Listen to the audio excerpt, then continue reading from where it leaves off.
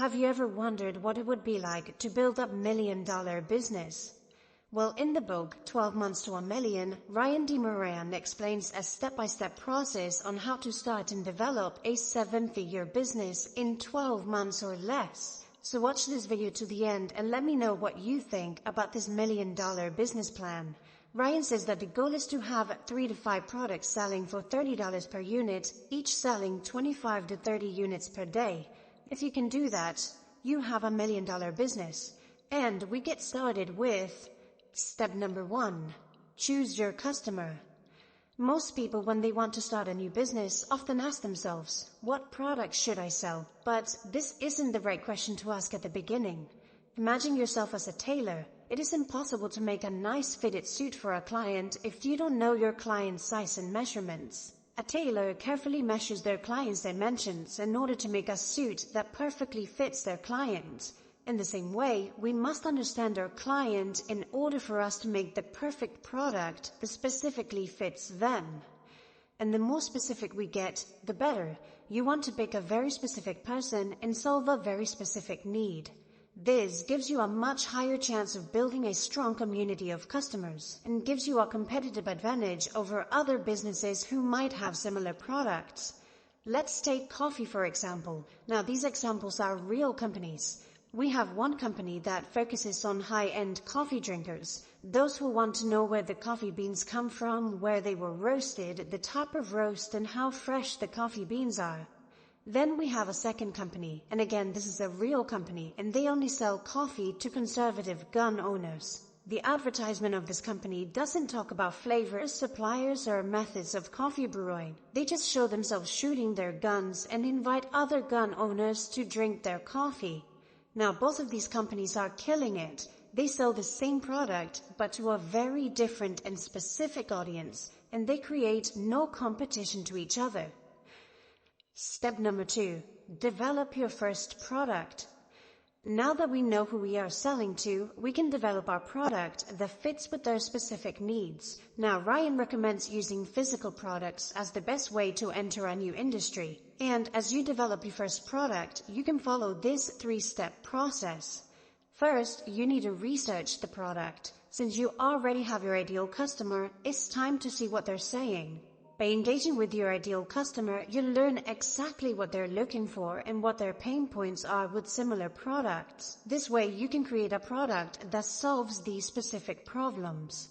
Second, you want to find who can make it.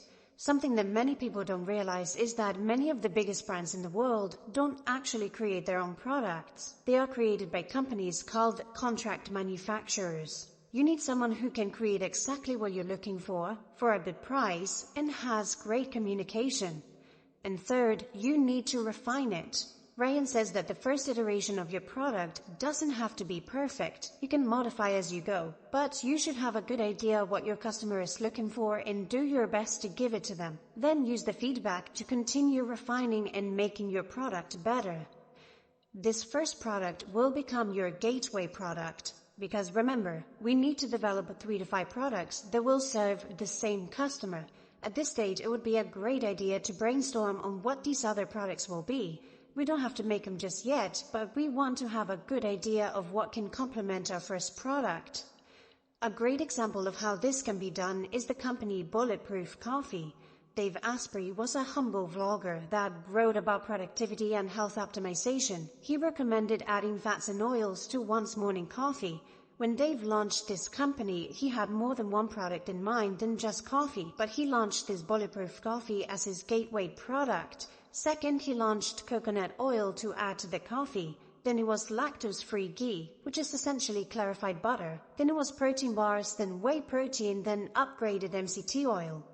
Bulletproof Coffee is not just a coffee company, but a biohacking company worth hundreds of millions of dollars. This coffee isn't just more expensive, but it comes with many pricey add-ons, because it was targeted not just to coffee drinkers, but those looking to improve performance. Their customers are willing to pay more for their products because they were made specifically for them.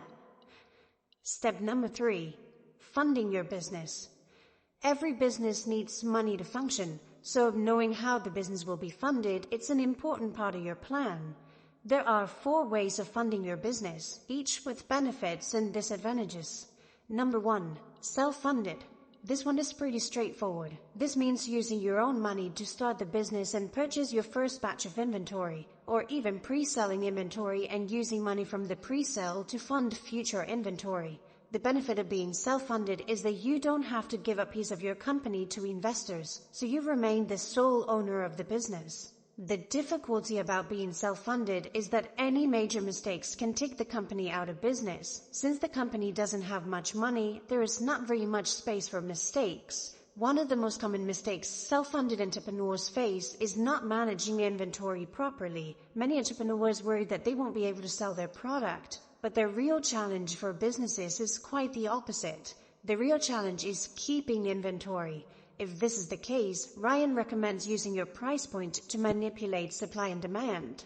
So if inventory is selling faster than you can get it, this means that demand for your product is higher than your current business model can handle. So by raising prices, you lower demand and slow down the speed at which your sales are happening, giving you a chance to get new inventory before running out.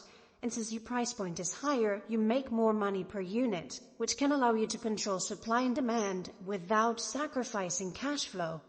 Number 2, investor funded. This means taking money from investors in exchange for a piece of your company.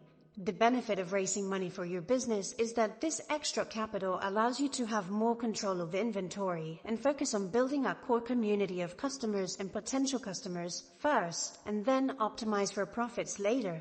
The disadvantage of this method is that you will have to give up a piece of your company and some decision power to investors. Number 3, crowdfunding. This means to raise money from the public to help launch your product or service. The benefit of this method is that you could raise money without the need to give up equity, and by raising money from the public, you already have a group of potential customers who are invested in the success of your company. The disadvantage of crowdfunding is that in order to do it successfully, you must have an effective marketing campaign in order to create awareness for your product, which can be very labor-intensive and in many cases, expensive. Number 4, debt.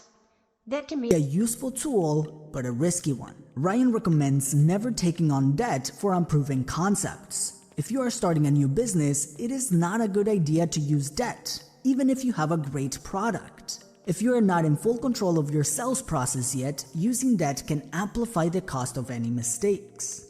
But on the other hand, debt can be a great tool, especially to prevent running out of inventory if you're selling too fast. Many businesses use debt strategically when they can reliably predict positive ROI. For example, if you are going to use the money to buy a $10 product that will sell for $50 and you know you have consistent and reliable sales, then a $10,000 loan can yield a $50,000 revenue stream for the business. But again, debt should only be used when we can accurately and reliably predict positive ROI after taking into account the cost of the debt. Debt should not be used when there's uncertainty. Step number 4, stack the deck. Now that you know who your customer will be, what you will be selling, and how you will fund your business, it's almost time to launch your product. And as you get ready to launch your first product, it is important to use every advantage you can to make this launch successful. Before you make a sale or even have a product for that matter, you should begin gathering a community of ideal customers in a place where you can communicate and engage with them. And in today's world, we have many tools to easily gather a community online. Whether you use Facebook, Instagram, YouTube, TikTok, or any other platform, the goal is to run ads and content that appeals to this very specific audience.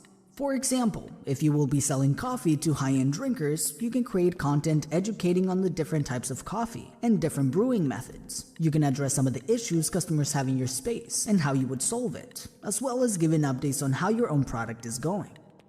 And as the day of your launch gets closer, you can start identifying those members of your audience who are ready to buy your product and create a special list of only the most interested customers. And the book gives us a very good example on how to do this. You can make a post and say, hey guys, we're very excited to launch this product, but in this first round, we only have 500 of them. So if you want to get one, leave a comment below and we'll put you on a special launch list so you get early access to the product ahead of everyone else. This will help you identify who is ready to buy and make it easier to contact them when you launch your product. Step number 5. Launching your first product. At this point, you should have a good idea where you will host your product, where you will have your inventory, and how you're going to ship it to your customers. Ryan recommends using the easiest and most efficient way to get started. In many cases, Amazon can be a great first step since hosting, storage, and shipping are already taken care of. As you launch your first product, every single sale matters, not just for the revenue, but to establish a great customer experience. From day one, your goal is to turn customers into raving fans. This means going above and beyond for every customer, every review, and every comment. At this stage of the process, everything can also be a resource. A tweet from the right person can bring 10 additional customers. A great video review can be turned into an ad. A podcast mention can bring thousands of new superfans to your brand. Now, up to this point, we've been in the decision-making part of the business. Now it's time for the real work. Step number 6. Growing to 25 sales a day. After the launch, inevitably the hype will eventually slow down, typically within the first 2 weeks after the launch, and your sales will drop. This is where the real work starts and where your emotional endurance will be tested. You might go from 10 sales a day on your launch day to 3 sales a day 2 weeks later. As Ryan says, the dopamine fluctuations during this time are indescribable. You might feel on top of the world some days and like a total failure another, but you must stick to the process. This step might be the most grueling process since we have to experiment and figure out which methods of advertising and sales provide the best and most consistent results. Whether that is advertising, creating content, calling customers directly, or all of the above. Your goal is to continue to build momentum over the next few months where those 3 sales a day turn into 5 sales, and those 5 sales turn into 8 and 10 and so on until you get to 25 sales per day.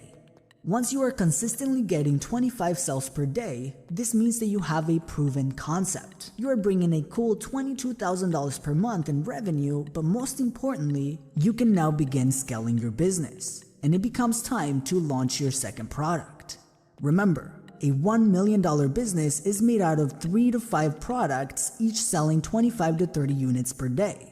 And once we figured out how to sell 25 units of one product, we can apply the same strategy on the second and third product. The great thing is that we've done a lot of the work already. It is easier to launch your second product than it is your first. You already have an audience who is happy to buy from you and created great relationships with your customers, which makes them more likely to buy your second product. So to get your second product to 25 sales a day now becomes much easier and faster.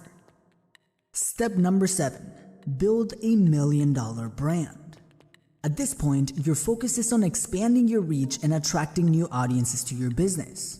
You do this by continuing to post great content specific to your audience, creating advertisements, and creating relationships with influential people in your space, like social media influencers, podcasters, vloggers, and even other businesses.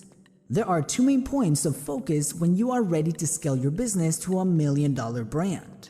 1. Make sure your systems can handle a higher volume of sales. This means making sure your manufacturer can continue to develop an increasing amount of product. You have enough space to store it and have the adequate shipping and handling process to fulfill a higher volume of product. Or if you use an external service like Amazon, then just making sure you're constantly getting enough inventory to fulfill a higher level of orders. And 2, maximizing the reach of your brand. At this point, you switch from selling one-to-one to selling one-to-many. Instead of talking to one person at a time to get a sale, you want to focus on talking to as many people in your space as possible. At this level, it's all about developing brand awareness. You want as many people in your industry to know your business. As you build your business, there are 3 main things that every entrepreneur needs: critical thinking to make great decisions, a certain level of math to be able to keep track of your business, and an understanding of how technology works. For that, I recommend today's sponsor, Brilliant. You know what they say, the best way to learn anything is by doing it yourself. And unlike many other platforms, Brilliant makes learning interactive. You're not just passively watching a lecture, but instead you're actively taking part in each lesson. Now, one of my favorite categories are their computer science courses. Not just because they're actually fun to do, but because they are relevant to our ever-growing technological world. If computer science is not your thing, they have over 60 courses in the different fields of STEM, which are science, technology, engineering, and mathematics. A great place to start is their course on logic, which is a series of problem-solving exercises to develop your critical thinking skills, which are the basis for mathematical reasoning, which is an important skill in the world of business and finance. Then you can move on to computer science fundamentals, explore the vast world of mathematics, or dive into data sciences, which is a rapidly growing industry, and eventually get to more advanced classes like their cryptocurrency course or their math for quantitative finance, which helps you understand the financial markets. So join the millions of people already learning with Brilliant by heading over to brilliant.org/The Betterment Project or the first link in the description of this video to get started for free with Brilliant's interactive courses. And the first 200 viewers will also get 20% off their annual membership. And a huge thank you to Brilliant for sponsoring today's video. And as always, thank you for watching, and I will see you in the next video.